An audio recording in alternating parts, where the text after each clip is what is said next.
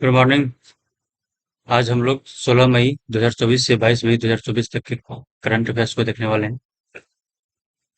बिना किसी देरी के हम लोग स्टार्ट करते हैं। 16 मई 2024 को भारत यूएस का 7वां संयुक्त आतंकवाद विरोधी मॉक ड्रिल अभ्यास तर्कस कहाँ आयोजित हुआ है? तो ये जो अभ्यास तर्कस है, यह आयोजित हुआ है कोलकाता में। कोलकाता पश्चिम बंगाल की राजधानी है, जिसकी चीफ मिनिस्टर है ममता बनर्जी और गवर्नर है ला गणेशन। ये जो तर्कस अभ्यास हुआ है, यह शहरी आतंकवाद को रोकने के लिए हुआ है, भारत और अमेरिका के बीच। भारत और अमेरिका के बीच युद्ध अभ्यास, टाइगर ट्रम्प, सी डिफेंडर्स, वज्र प्रहार नामक कई युद्ध अभ्यास होते हैं। चलिए नेक्स्ट। 16 मई 2024 को किस देश ने फतह टू रॉकेट प्रणाली का सफल परीक्षण किया है? तो पाकिस्तान ने किसका परीक्षण किया है? फतह टू रॉकेट प्रणाली का, जिसकी क्षमता है 400 किलोमीटर तक। भारत और पाकिस्तान के बीच में सिंधु जल समझौता और ताशकंद समझौता हुआ है। दो समझौता महत्वपूर्ण जो एग्जाम में आते हैं। सिंधु जल समझौता 1960 में हुआ और ताशकंद समझौता हुआ है 1966 में।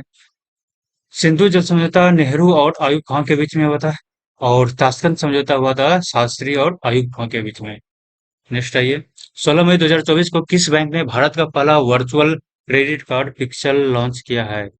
तो पिक्सल लॉन्च किया है एचडीएफसी बैंक ने, भारत का पहला वर्चुअल क्रेडिट कार्ड। नेक्स्ट आइए। किस देश ने दुनिया का पहला 6G डिवाइस लॉन्च किया है? तो जापान ने दुनिया का पहला 6G डिवाइस लॉन्च किया है, जिसकी रफ्तार 5G से 20 गुना ज्यादा होगा। इसमें प्रति सेकंड प्रति सेकंड 100 GB डाटा का ट्रांसफर हो सकेगा। नेक्स्ट। 16 मई 2024 को फोन पे ने किस देश में यूपीआई सेवा शुरू की? तो श्रीलंका में शुरू की है। फोन पे का हेडक्वार्टर जो है वो कहाँ है? बंगलोर में है। समीर निगम इसके संस्थापक में है।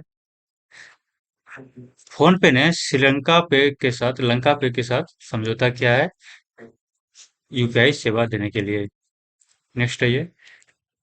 16 मई 2024 को किस कंपनी के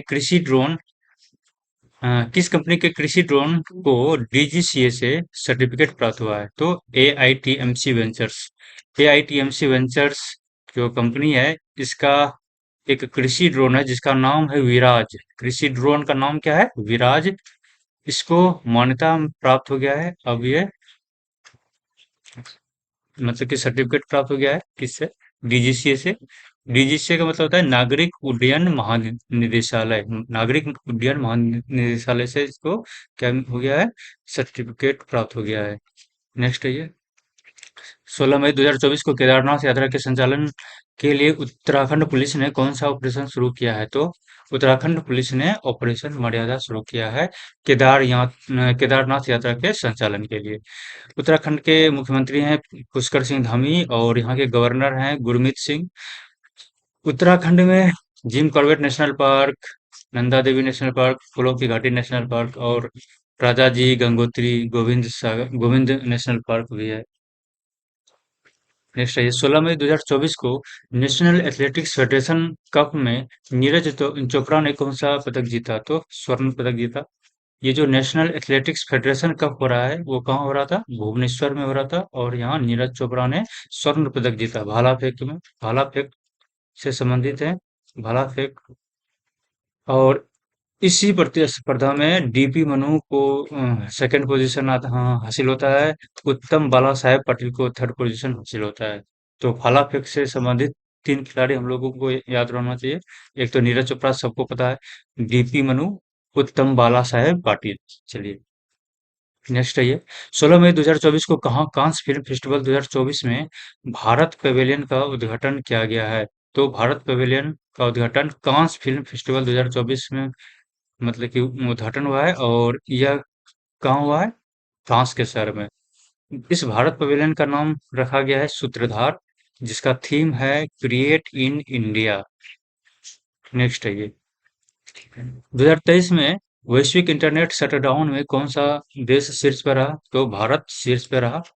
भारत में 2023 में 116 बार इंटरनेट शट डाउन किया गया, यानी कि इंटरनेट को बंद कर दिया गया। तो हम लोग जानते हैं कि कश्मीर में ये घटनाएं काफी होती है। चलिए, नेक्स्ट है ये। बिम्स्टेक की तीसरी ईपीजी बैठक कहाँ आयोजित हुई? तो बिम्स्टेक की तीसरी ईपीजी बैठक, ईपीजी का मतलब होता है प्रतिष्ठित व्यक्तियों के समूह। तो ईपीजी का मतलब क्या होता है? प्रतिष्ठित व्यक्तियों के समूह। इसका बैठक यानी कि बिम्स्टेक के प्रतिष्ठित व्यक्तियों के समूह का बैठक, ये जो तीसरी बार था, ये कहाँ हुआ? ढाका में आयोजित हुआ। बिम्स्टेक की स्थापना कब हुई थी? 1997 में। बिम्स्टेक का पूरा नाम क्या है? Bay of Bengal Initiative for Multi Sectoral Technical and Economic Corporation. Bay of Bengal Initiative for Multi Sectoral Technical and Economic Corporation. BIMSTEC में 7 कंट्री हैं। कौन कौन? India, Bhutan, Bangladesh, Myanmar, Thailand, Nepal और श्रीलंका। चलिए नेक्स्ट। 16 मई को किस राज्य ने अपना 49वां स्थापना दिवस मनाया? वो है सिक्किम। तो सिक्किम का जो स्थापना हुआ था 16 मई 1975 को हुआ था। यह 36वां संविधान संशोधन के द्वारा भारत का एक राज्य बना। और कौनवा राज्य बना?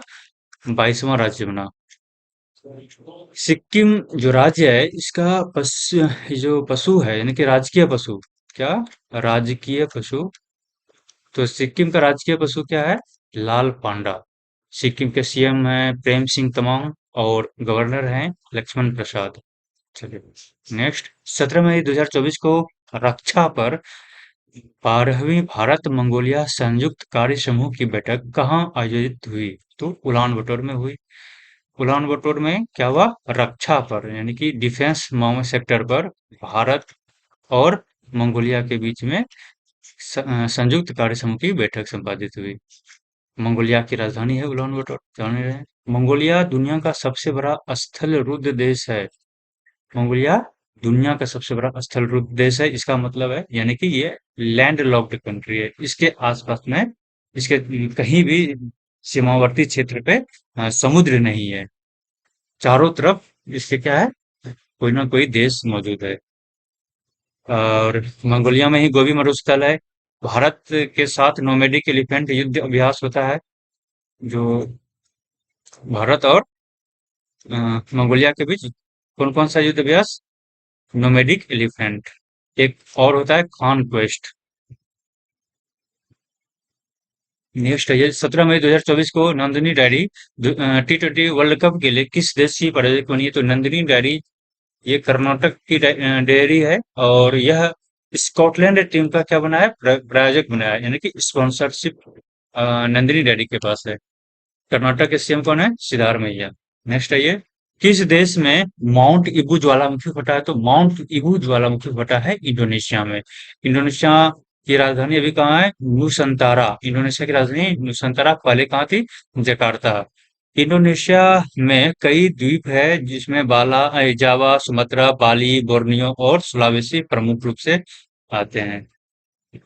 नेक्स्ट आइए। 17 मई 2024 को पूर्व सैनिक कल्याण विभाग ने कौन सा अभियान आयोजित किया है? तो समाधान अभियान आयोजित किया है। किस विभाग ने? पूर्व सैनिक कल्याण विभाग ने कौन सा अभियान आयोजित किया है? तो समाधान अभियान। नेक्स्ट है ये। 17 मई 2024 को विश्व के सबसे ऊंचे प्रतिस्पर्धी स्विमिंग पूल का उद्घाटन कहाँ हुआ है? तो भूटान में। यानी कि स्विमिंग पूल है जहाँ प्रतियोगिता होगा स्विमिंग का। और यह जो है 2400 मीटर की ऊंचाई पर है। ये कहाँ है? भूटान में, भूटान के थिम्पू में। चलिए नेक्स्ट। आईआईटी दिल्ली कहाँ पहला शैक्षणिक सत्र 2024-25 शुरू करेगा? तो आईआईटी दिल्ली का जो कैंपस है खुला है कहाँ? अबू धाबी में। अबू धाबी कहाँ है? यूएई। और हम लोग जानते हैं कि आईआईटी मद्रास जो है, आईआईटी मद्रास का भी एक कैंपस जो कि विदेश में खुला है, तंजानिया में, जंजीबार तंजानिया में। आईआईटी मद्रास का कहाँ? Zanzibar Tanzania. और भारत का सबसे पहला आईआईटी कौन था? भारत में खुलने वाला सबसे पहला आईआईटी 1950 में खुला था, वो है आईआईटी खड़गपुर, वेस्ट बंगाल में आता है। जी कि पहला आईआईटी भारत का आईआईटी खड़गपुर 1950 में खुला था। नेक्स्ट है ये। एलोरा कप 2024 में निखत जरीन ने कौन सा पदक जीता? तो एलोरा कप 2024 में निखत जरीन ने स्वर्ण पदक जीता। कौन सा पदक जीता? स्वर्ण पदक जीता। निखत जरीन 2 बार की विश्व चैंपियन है और यह जो है ना 52 केजी भार वर्ग में खेलती हैं।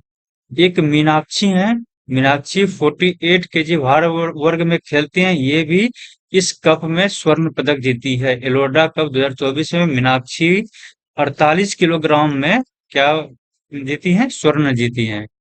और 50 किलो वर्ग में अनामिका ने रजत जीता। 60 किलो वर्ग में मनीषा ने रजत जीता।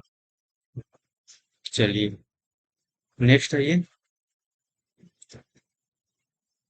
अपने सभी ग्लेशियर को खोने वाला दुनिया का पहला देश कौन बना है? वेनेजुएला। तो वेनेजुएला दक्षिण अमेरिकी एक देश है, जहाँ कहाँ इसकी राजधानी कहाँ है? कराकास। और अगर हम बोलें कि तेल भंडार के मामले में विश्व का शीर्ष देश कौन है? तो वेनेजुएला, यानी कि सर्वाधिक तेल भंडार कहाँ है? वेनेजुएला में है। और अगर पूछा जाए कि सर्वाधिक तेल उत्पादन किस देश में होता है, तो अभी वर्तमान में अमेरिका में सर्वाधिक तेल उत्पादन होता है। अपने सभी ग्लेशियर को खो दिया ये। तो लास्ट जो ग्लेशियर था वो था हम्बोल्ट नाम का ग्लेशियर। वो भी इसने क्या किया? खो दिया। यानी कि अगर किसी ग्लेशियर का आकार 10 हेक्टेयर से कम हो जाए तो ये ग्लेशियर की श्रेणी में नहीं आएगा। यहाँ करीब 6 ग्लेशियर थे और सभी धीरे धीरे क्या हो गए? समाप्त हो गए। इसका मतलब क्या है? ग्लोबल वार्मिंग का प्रभाव पड़ रहा है। Global warming. चलिए नेक्स्ट है। फीफा वुमेन्स वर्ल्ड कप 2027 की मेजबानी कौन करेगा? फीफा वुमेन्स वर्ल्ड कप 2027 की मेजबानी करेगा ब्राजील। और 2023 की मेजबानी किसने करी? ऑस्ट्रेलिया और न्यूजीलैंड न्यूजीलैंड ने मेजबानी करी। और 2023 के फीफा वुमेन्स वर्ल्ड कप के विजेता कौन रही? स्पेन। स्पेन की महिला खिलाड़ी विजेता रही। और फीफा का अगर बोला जाए कि इसका हेडक्वार्टर कहाँ है, तो ज्यूरिक में है। फीफा का हेडक्वार्टर ज्यूरिक पड़ता है, स्विट्जरलैंड में। नेक्स्ट है ये, फोर्ब्स की सर्वाधिक कमाई वाले एथलीट की लिस्ट में कौन शीर्ष पर है? तो क्रिस्टियानो रोनाल्डो शीर्ष पर है। फोर्ब्स पत्रिका है और इसके द्वारा सर्वाधिक कमाई करने वाले एथलीट का एक लिस्ट जारी किया जाता है, जिसमें क्रिस्टियानो रोनाल्डो जो है वो क्या है? शीर्ष स्थान पर है। ये क्या खेलते हैं? ये खेलते हैं फुटबॉल। और कहाँ के खिलाड़ी हैं? पुर्तगाल के खिलाड़ी है। और पूछा जाएगा कि क्रिस्टियानो रोनाल्डो किस क्लब से खेल रहे हैं वर्तमान समय में? तो वह क्लब है अल नसर। सऊदी अरब का क्लब है अल नसर से खेलते हैं। अब खेलते हैं अल नसर से। और फोर्ब्स की सर्वाधिक कमाई वाले एथलीट के मामले में जॉन रहम जो गोल्फ खिलाड़ी हैं वो दूसरे स्थान पर, और लियोनेल मेसी तीसरे स्थान पर है। लियोनेल मेसी भी सॉकर खेलते हैं, यानी कि फुटबॉल खेलते हैं। 19 मई 2024 को जारी Times Higher Education Young University Ranking 2024 में कौन शीर्ष पे रहा? तो महात्मा गांधी यूनिवर्सिटी शीर्ष पे रहा। भारत में, यहाँ लिखना चाहिए भारत में। तो भारत में रहा महात्मा गांधी यूनिवर्सिटी शीर्ष पे, लेकिन वैश्विक रैंक इसका है 81। और वैश्विक रैंक में सर्वप्रथम यूनिवर्सिटी कौन है? Nanyang Technological University Singapore. Technical university, sorry. Next, IPL 2024 में सर्वाधिक छक्के लगाने का रिकॉर्ड किसने बनाया? तो सनराइजर हैदराबाद ने। ये अगर टीम का बात करें तो सनराइजर हैदराबाद।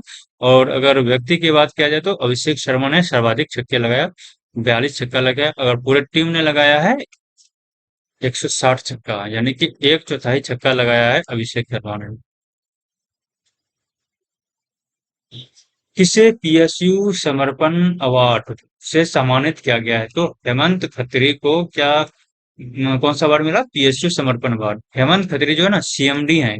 किसके सीएमडी हैं?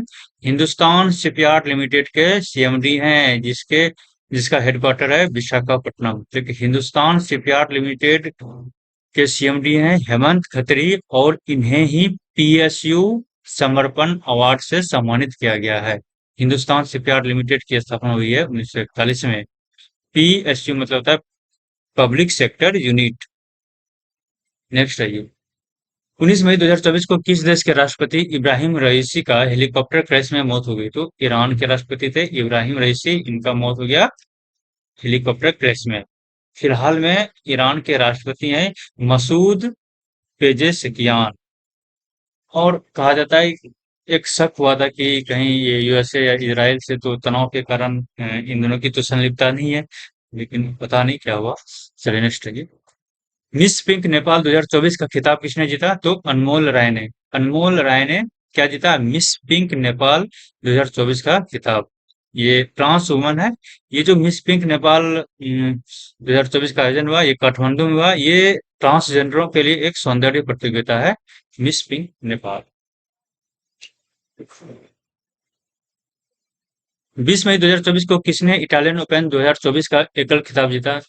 तो इटालियन ओपन 2024 का खिताब जीता एलेक्जेंडर ज्वेरेव। एलेक्जेंडर ज्वेरेव और इगा स्विएटेक ने इटालियन ओपन का खिताब जीता। एलेक्जेंडर ज्वेरेव जर्मनी के हैं और इगा स्विएटेक कहाँ हैं? पोलैंड की हैं। किस राज्य की काम्या ने माउंट एवरेस्ट फतह किया है? तो काम्या का पूरा नाम है काम्या कार्तिकेयन। ये महज 16 साल की है और ये झारखंड की है। इन्होंने एवरेस्ट को फतह कर दिया है, यानी कि एवरेस्ट पर चढ़ाई करी है। 20 मई 2024 को किस देश से भारतीय सेना को 27,000 AK-203 असॉल्ट राइफल प्राप्त हुआ है? तो असॉल्ट राइफल कहां से प्राप्त हुआ है? रूस से। और यह बना कहाँ? कोरबा आयुध कारखाना अमेठी में जो है, कोरबा आयुध कारखाना यहीं बना है। और रूस से हमारा और रक्षा के मामले में कौन सा हथियार मतलब कि सहयोग के रूप में प्राप्त हुआ है? तो ब्रह्मोस सुपरसोनिक मिसाइल। ये हम इंडिया और रूस के द्वारा विकसित किया गया था। और एक एंटी मिसाइल सिस्टम है एस 400 भी हमको रूस से प्राप्त हुआ है। नेक्स्ट है ये। 20 मई 2024 को दीप्ति जीवन जी ने विश्व पैरा एथलेटिक्स चैंपियन में कौन सा पदक जीता? तो स्वर्ण पदक जीता। किसने? दीप्ति जीवन जी ने। दीप्ति जीवन जी ने विश्व पैरा एथलेटिक्स चैंपियनशिप में कौन सा पदक जीता? स्वर्ण पदक जीता। और ये हुआ कहाँ? जापान में हुआ। विश्व पैरा एथलेटिक्स चैंपियनशिप कहाँ हुआ था? जापान में। और इसमें दीप्ति जीवन जी ने स्वर्ण पदक जीता। पेरिस पैरा ओलंपिक 2024 में दीप्ति जीवन जी ने कांस्य पदक जीता था। चलिए नेक्स्ट रहेगा। 20 मई 2024 को किस राज्य की ज्योति रात्रे ज्योति रात्रे माउंट एवरेस्ट फतह करने वाली सबसे अधिक उम्र की महिला बन गई है? तो मध्य प्रदेश की है। ये जो ज्योति रात्रे हैं कहाँ की है? मध्य प्रदेश की। ये 55 वर्ष की है और इन्होंने माउंट एवरेस्ट को फतह कर लिया है। मध्य प्रदेश के सीएम कौन है? मोहन यादव। और हम जानते हैं मध्य प्रदेश में सबसे ज्यादा नेशनल पार्क है, 10 नेशनल पार्क है मध्य प्रदेश में। और 9 नेशनल पार्क है कहाँ? अंडमान और निकोबार द्वीप समूह में। चलिए नेक्स्ट आते हैं। 21 मई 2024 को किसे श्रीलंका में भारतीय मूल के तमिलों के 200 वर्ष पूरे होने की स्मृति में पहला डाक टिकट मिला? तो श्री श्री रविशंकर को, यानी कि भारतीय मूल के जो तमिल लोग हैं श्रीलंका में, इन्होंने अपना कितना वर्ष बिता लिया? 200 वर्ष बिता लिया। और इसी के स्मृति में डाक टिकट जारी किया गया श्रीलंका के द्वारा।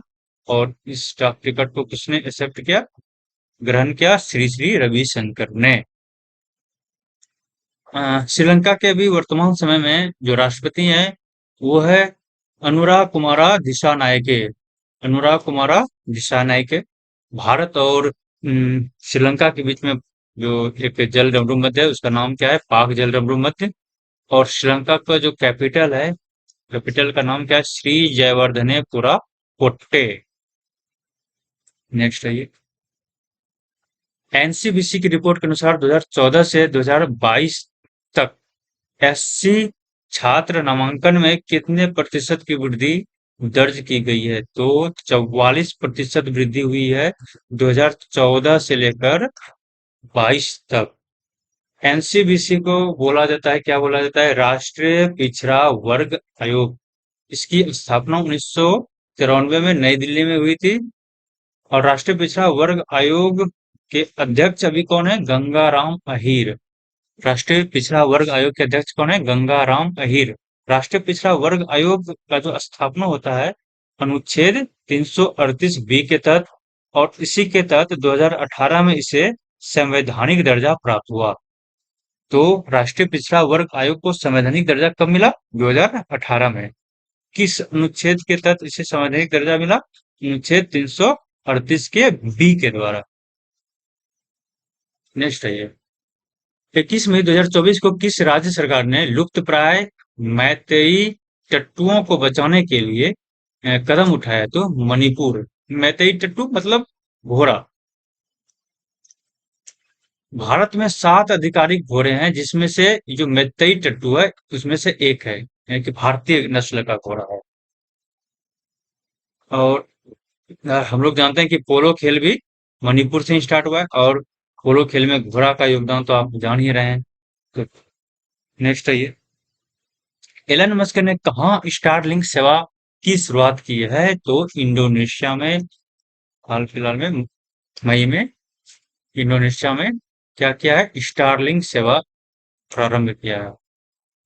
जो इलन मस्क है, इलन मस्क की कुछ कंपनियां जैसे space x, Tesla, PayPal, x जिसको पहले ट्विटर बोला जाता था, न्यूरालिंक, ये सभी कंपनियां किसकी हैं?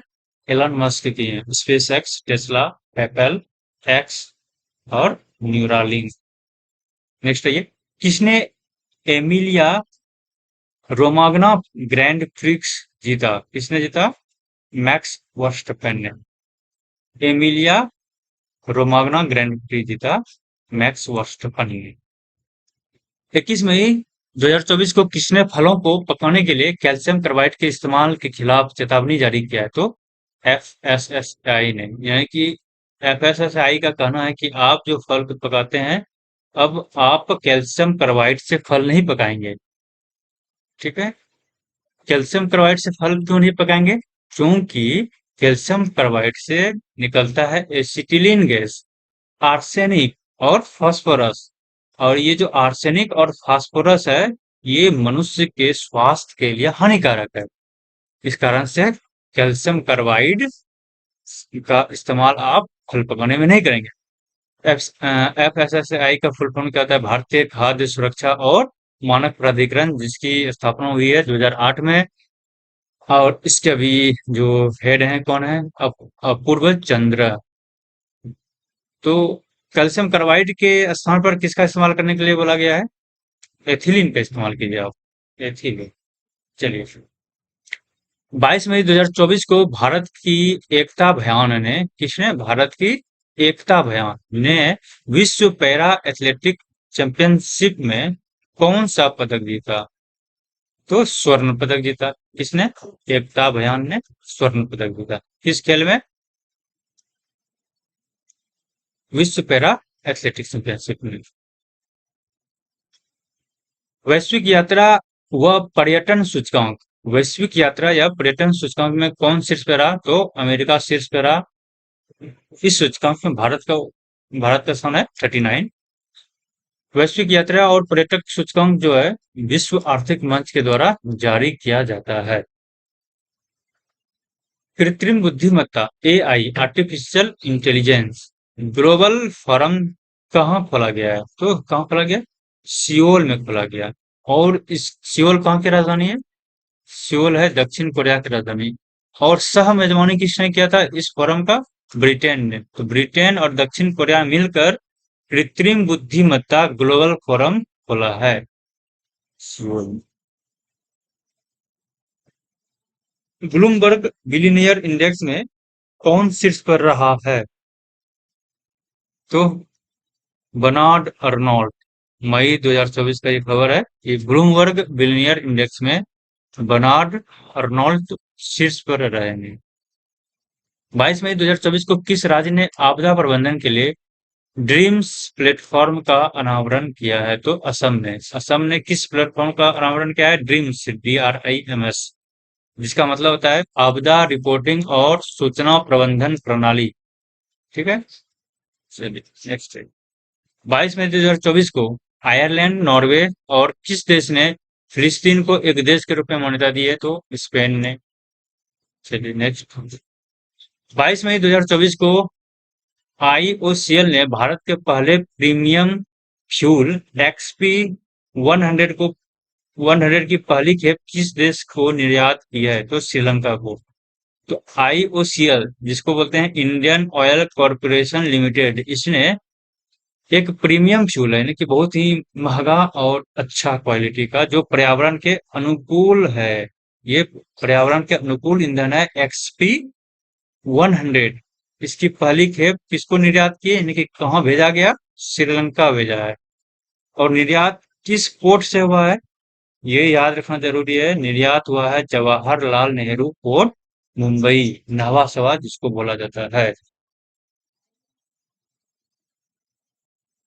चलिए, 22 मई 2024 को कांस रेड कार्बट कारपेट पर पहली भारतीय पेजेंट डायरेक्टर कौन बनी?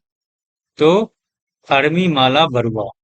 अर्मीमाला बरुआ कांस रेड कारपेट पर पहली भारतीय पेजेंट डायरेक्टर बनी। ठीक है।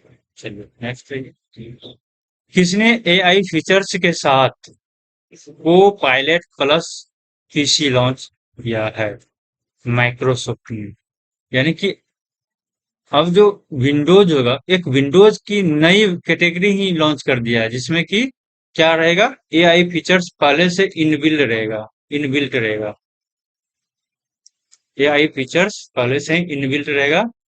और उस वैसे विंडोज को क्या कोपायलट प्लस विंडोज करके बोलेंगे। और इसको लॉन्च किया है माइक्रोसॉफ्ट ने। माइक्रोसॉफ्ट के सीईओ कौन है? सत्य नडेला। सत्य नडेला है माइक्रोसॉफ्ट के सीईओ। 22 मई 2024 को किस देश के पर्वतारोही सिरबाज खान ने, कौन? सिरबाज खान, बिना ऑक्सीजन के माउंट एवरेस्ट पर चढ़ाई की है? तो पाकिस्तान के ये है। और इन्होंने क्या किया है? बिना ऑक्सीजन के ही माउंट एवरेस्ट पर चढ़ाई कर ली है। चलिए, इस प्रकार से हम लोगों का ये समाप्त होता है। धन्यवाद।